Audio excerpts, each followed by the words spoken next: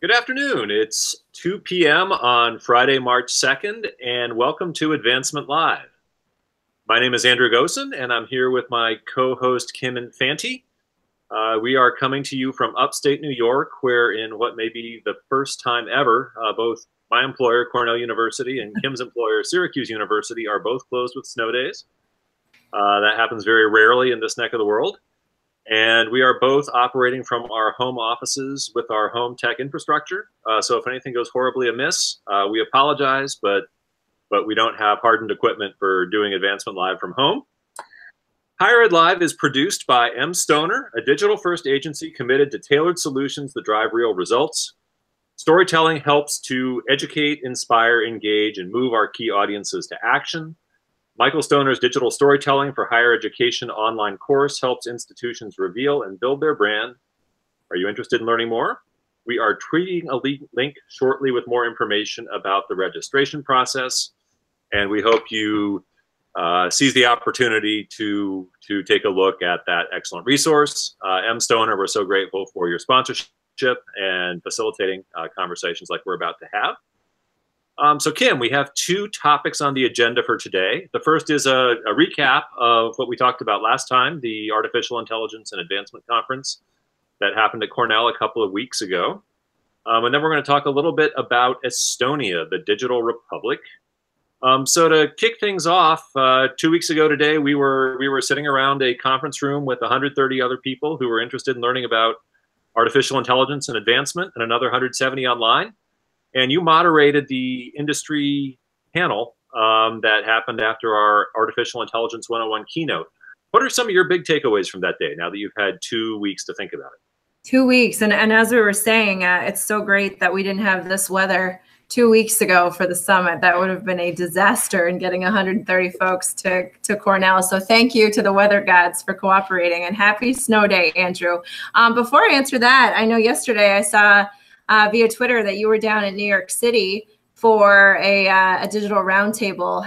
Well, A, congratulations on getting home before the snow hit, and B, how was that day? It was a really good day. It was a nice, small, intimate group. We had people there from NYU, from Fordham, from Princeton, from Yale, and then a couple of my colleagues from Cornell. And we spent the day talking about some horizon issues and then some pain points. And I'd say the single most common thread that wove throughout the various topics we discussed was data.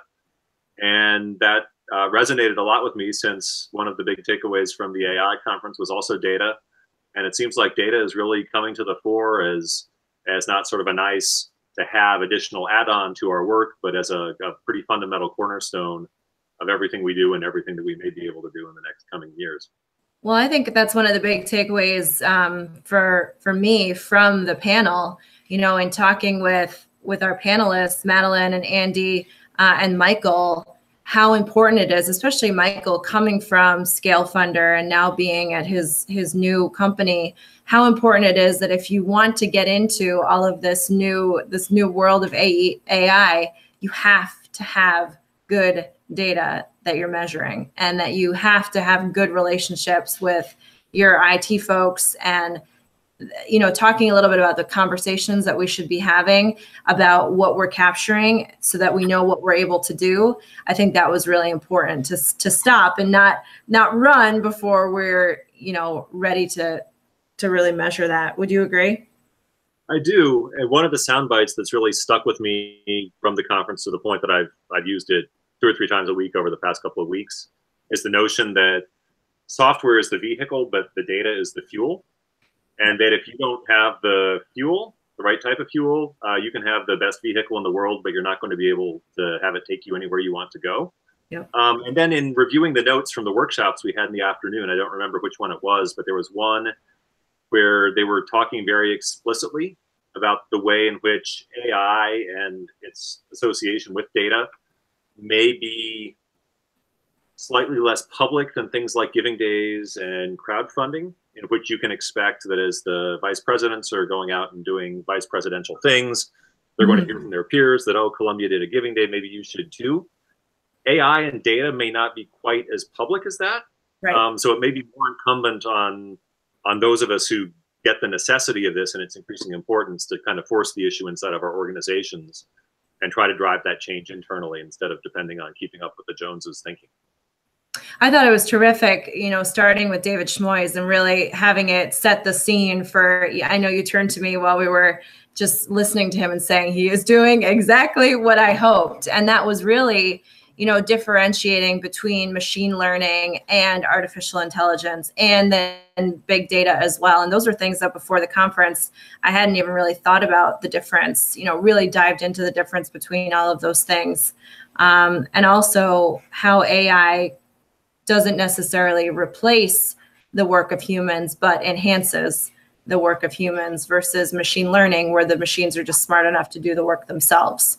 Right. And then as we're talking to colleagues about the potential of introducing tools like this to our toolkit, making the point that it's not going to make your job go away, but it may eliminate a lot of the painful routine elements of the job in such a way that you can add value with your people skills and your emotional intelligence and so on and so forth in the moments where it actually matters, as opposed to having to do all of this preparation to get to the point that you can have these meaningful conversations with constituents. Another thing that I'm watching, you know, one of the companies that presented to us that was part of the day, Funderful is the company. And so they have the bots that chat with you and it's through Facebook Messenger. And the conversation that we had was, should we be identifying that this is a bot that is responding to you through Facebook Messenger, or when that bot messes up, is it good to, from the get-go, establish that this is a bot and that bots do mess up from time to time? Or do you just pretend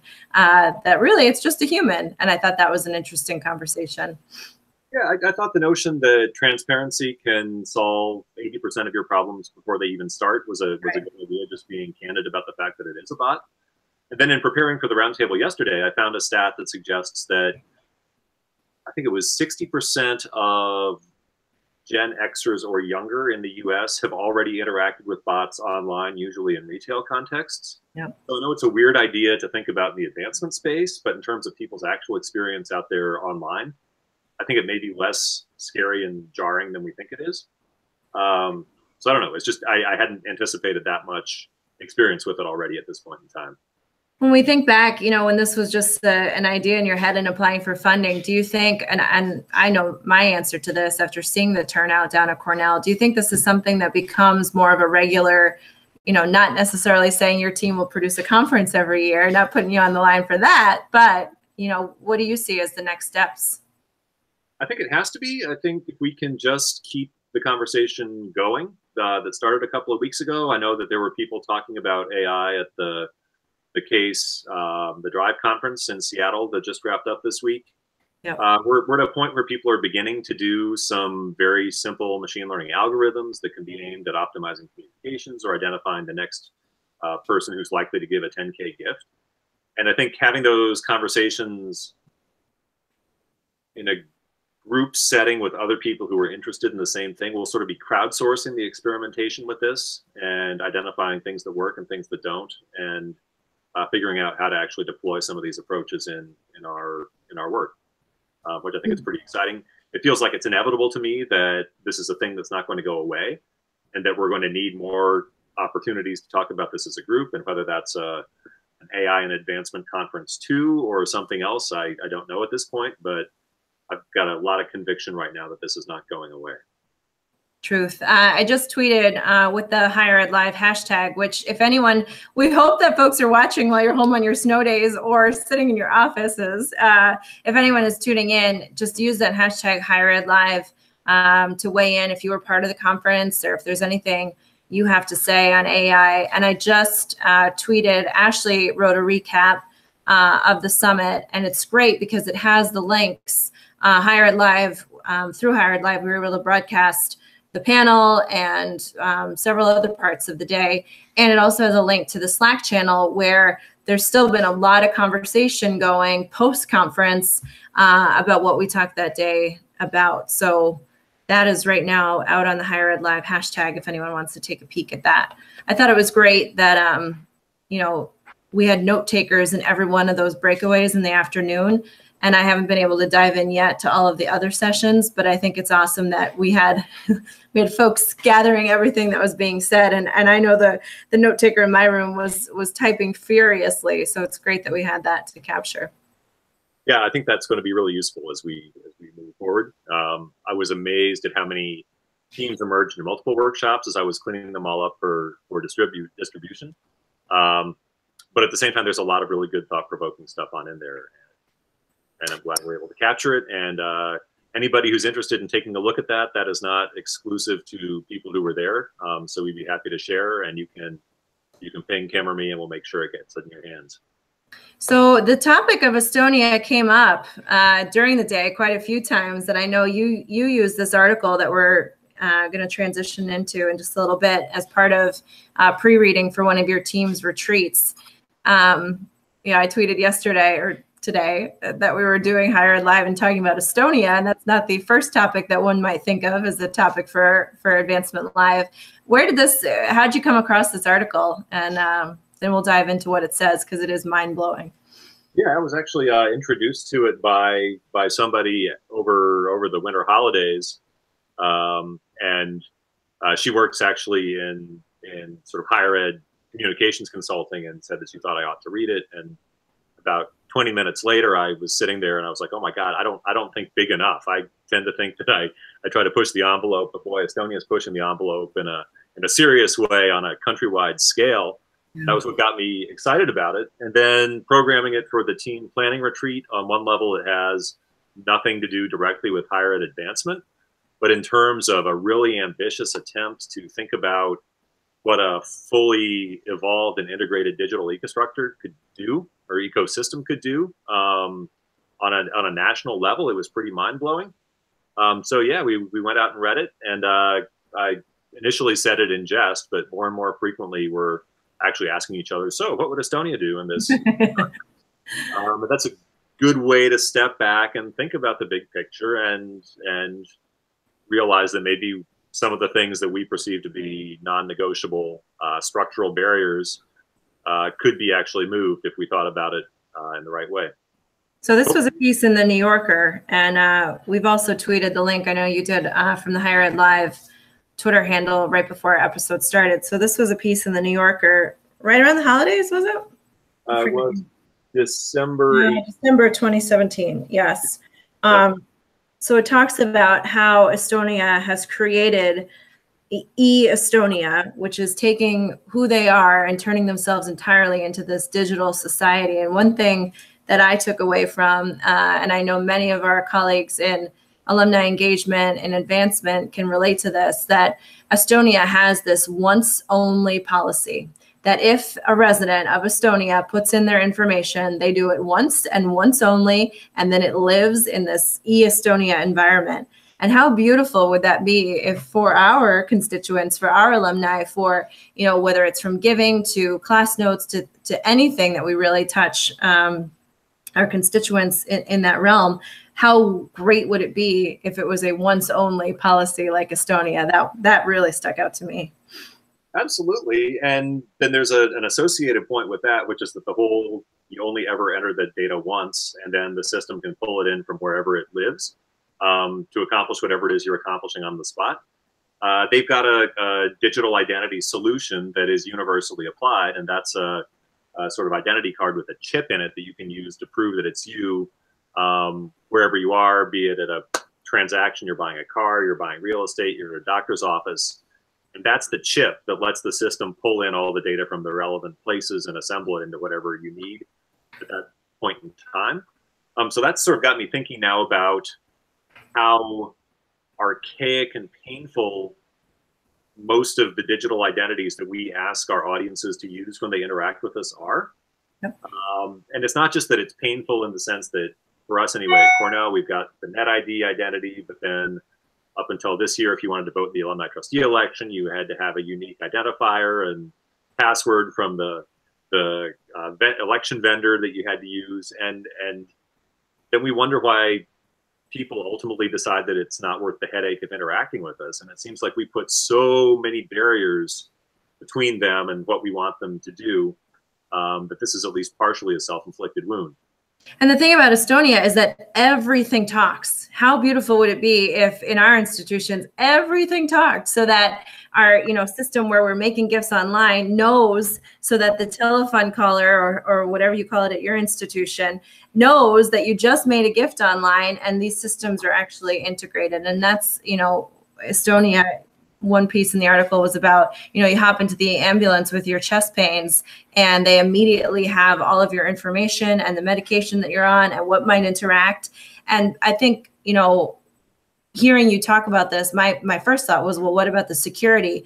Estonia has security covered, like ain't no thing to worry about your security in terms of, their data, that everybody owns their own information, and anytime information is accessed, it's tracked. And so you would know if there was a breach of any sort, and they've got it so that there's not, I know the article said we're not going to have a, what was the Equifax level breach, because everything is really taken care of.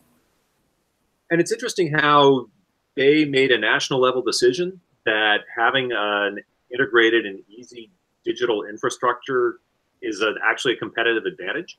I mean, the notion of this e-residency doesn't work if it weren't the case that for sort of high talent people who can work from anywhere in the world, that sure, Estonia's got taxation and financial regulations and so on and so forth, but if it's enough easier than it is in whatever country they're living in, they can establish e-residency and then work from Estonia as opposed to San Francisco or Hong Kong or Singapore or wherever.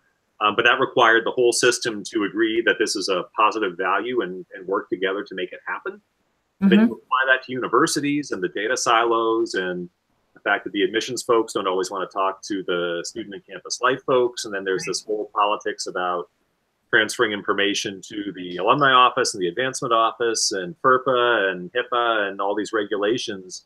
And it seems like because this was a top level decision in Estonia, all of this sort of litigation and privacy concerns and stuff like that has been preempted by their decision that the transparency is essential, that it's clear from the very get-go that you own your data. No one else owns your data. That's not even up for discussion. It's not being sold to anybody. And then the system is built in such a way that the right data gets to the right place in the right time to accomplish whatever it is you're doing. And I think another point in the article, yes, they say robots, everything here, robots are everywhere. They talk about the lawnmower that's a robot and driverless cars. Something that came from the summit for me, and then also in reading this, is that AI is not just robots. And I think that that's an important distinction to make, that automatically folks hearing artificial intelligence and immediately you envision the robot. Yes, that is a part of this, but it's not everything. And I think that's an important distinction. It is. I mean, robots that can do certain things are an outcome of utilization of AI. But the robot itself isn't the AI. It's the software that's making the robot do whatever it is that it's doing. Another question that really has stuck with me from the AI conference is the whole question of how much volume of data do you need to do to be able to have machine learning do its thing. And one of the details that emerged in the workshop notes was that if you can do it in Excel, it's probably not enough data. But if Excel stops working as just sort of a rough index of are you ready for AI, that's probably a good sign that you could start to apply some basic machine learning. And so I think it was Michael Greenberg actually who was saying that if you have 10,000 constituents, that list of 10,000 in and of itself is not going to break Excel. But if you append 10 new types of characteristics to each of those 10,000 constituents, you're going to break it. So then you'd be ready to go. And then you think about all the various different data sources you could use to append different categories of information to constituents. And you can see that you could actually get past that point pretty easily. And it also came up at the conference how much we as higher education professionals know about our constituents, from the student orgs that they were part of, where they lived, what residence halls, any food restrictions that they might have had that needed to be noted on their records. Like, we have this plethora of information, and how do we be smart about using it? And that was another piece that I never really thought about, that, like how much you know about a student when that student then becomes an alum of your university. And then what is our, level of ability to use that data and use that data in a productive way. And right now, I don't think we're using a whole lot of what we have. In our case, for some instances, we're not even tracking a lot of the thing, like what student orgs they were involved in, or things that would really make their experience as alumni more fruitful, greater, if we actually paid attention as students to tracking that information, or that our systems spoke to each other. That's the other piece. Then there are things that in a machine learning context could be considered to be data that we don't think of as data because it doesn't feel like what we think of when we think about data in sort of a commonsensical term. Like you think data, you think about a Tableau report, you think about a gigantic spreadsheet. But in AI areas like image recognition, photos actually constitute data. And I think I referenced this last episode. We have the photos of everybody who's ever gone through our institutions, right? Either the photo that went on the ID card or the photo that's there in the yearbook. So that's one potential source of data. You think about things like class notes that most people don't do anything with because the manual effort to enter all those into the database is insurmountable. But you sure think about some sort of a machine learning process that did that for you, a natural language processing kind of approach. The same thing holds true with 50th reunion, yearbook essays, so on and so forth. So I think we're actually sitting on a lot of stuff that really could tell us a lot about our people that we're not accessing and haven't accessed because it just didn't work if we're relying on manual labor. But we're on the cusp of being able to tap into some of that stuff if we're creative enough about how we approach it. Speaking of facial recognition, I just pulled up the article to make sure I wouldn't get it wrong, but Facebook was basically harassing us earlier this week about their new or expanded, I should say, facial recognition feature. So this is anytime somebody posts a photo of you and doesn't necessarily tag you in it, Facebook is going to scan and let you know that a photo has been posted of you. And that's very interesting / a little bit creepy, and you can turn it off. So there's your PSA for today. So we're closing in on our time here. I wanted to conclude with a very basic question. One of the most interesting parts of the Estonia article was towards the end, where they talked about how suddenly there are other countries who are interested in just buying the Estonian digital ecosystem lock, stock, and barrel. Can you imagine a day in which a college or university ever asked Estonia if they could just buy it and implement it? No. As it developed? No. Well, can I imagine it? No. Would I like to see it happen? Absolutely. But yeah, how about you? I'd love to believe it's possible, but I do take the point that there are just very different mindsets at work here. Right. We tend to view data as something that can be viewed as a product. And there was a cool bit in the article where it was sort of a hacker who had always been sort of anti-establishment and anti-state, and he finally realized that the government was serious about this and that this was a chance for him to actually get involved and make it what it ought to be. And he was just talking about how in the U.S. it's been so long since there was ever a collective effort to envision a shared digital future. Right. And I don't know. I'd love to see higher ed spend more time thinking about what a shared digital future that served everybody at the institution equally well might look like. I think we've got to get schools and colleges to talk to each other first, and then we can look at all of that. Well, the other point too in here is just about how folks in Estonia, they, in the US, you work for private industry in order to innovate. In Estonia, you work for the state in order to innovate. And that is a huge distinction between where we live and what's happening over there. And then the conversation about this expanding, outside of Estonia, so that it's something that, neighboring countries can participate in as well. And gosh, I don't see the US participating in that for quite some time. But maybe when you and I are growing daisies, Andrew, that'll be the day. Just kidding. What we need is an Advancement Live fact-finding trip to Estonia to I like it. I like it. We should let folks know that this is our new format, where it's really just 20 minutes of Kim and Andrew chatting about all kinds of topics, and that we would love to have, guests from time to time to chime in and just really have short, easily consumed 20-minute talks about things that we care about in advancement and in alumni engagement and in everything else that we do. So we hope that folks like this, because I think I enjoy chatting with you, especially from our home offices on a cozy cold Friday afternoon. Absolutely. So how about the two of us return to our snow days and let the audience do the same? Sounds good. As always, it's been a pleasure, and we will talk to you next time on Advancement Live. Thanks, Andrew. Thanks, Kim.